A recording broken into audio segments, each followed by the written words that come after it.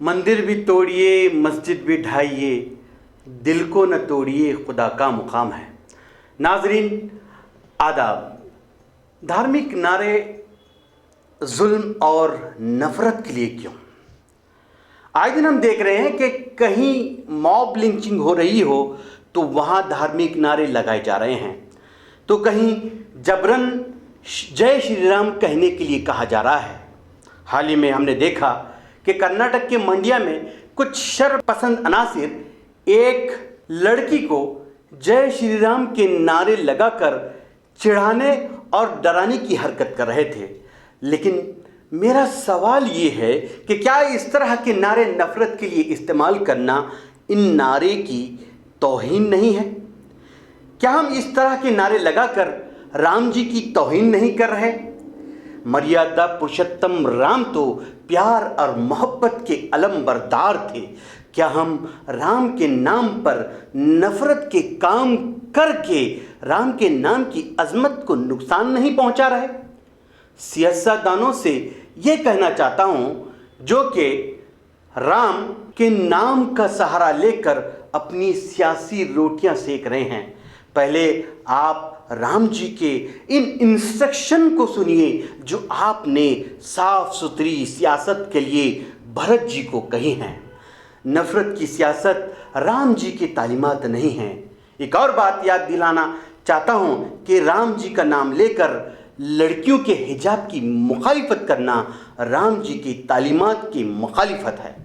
आपको इस बात को समझने के लिए राम जी की ज़िंदगी को पढ़ना पड़ेगा, तो समझ में आएगा कि लक्ष्मण जी ने अपनी पूरी ज़िंदगी में कभी सीता जी का चेहरा तक नहीं देखा। हिजाब सिर्फ इस्लाम में नहीं बल्कि हिंदू संस्कृति में भी है, जिसकी झलक आज भी भारत के अलग अलग इलाकों में दिखाई देती है। ठीक इसी तरह से नफरत और जुल्म वाली हरकत इस्लाम में बहुत बड़ा गुनाह और फितना है। इस्लाम तो प्यार और अमन वाला मज़हब है। इस्लाम दूसरे मज़हब के मानने वालों से अमन और भाईचारे की तालीम देता है। मोहम्मद सल्लल्लाहु अलैहि वसल्लम के दूसरे मज़ाहिब के मानने वालों के साथ हुस्न सलूक के कई एक वाक़ियात हदीसों में मौजूद हैं।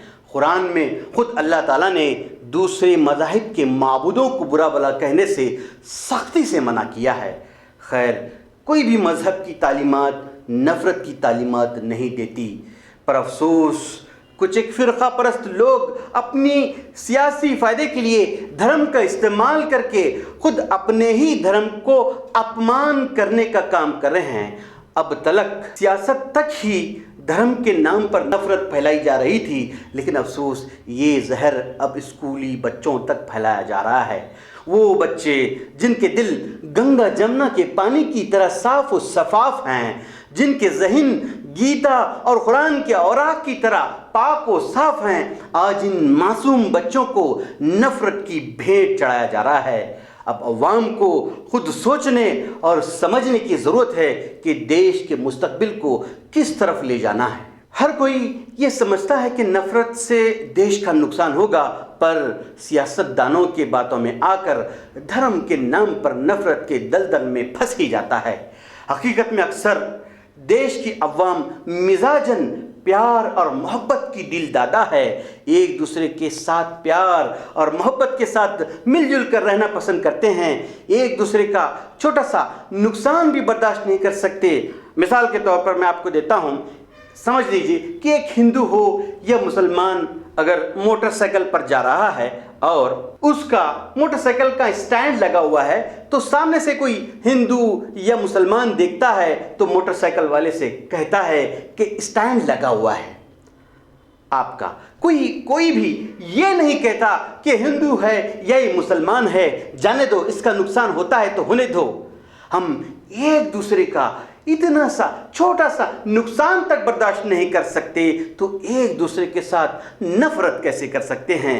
कैसे एक दूसरे के खून के प्यासे हो सकते हैं? हमें देश नफरत वाला नहीं बल्कि प्यार और भाईचारे वाला चाहिए, तब जाकर ये देश तरक्की कर सकता है और यकीनन विश्व गुरु बन सकता है।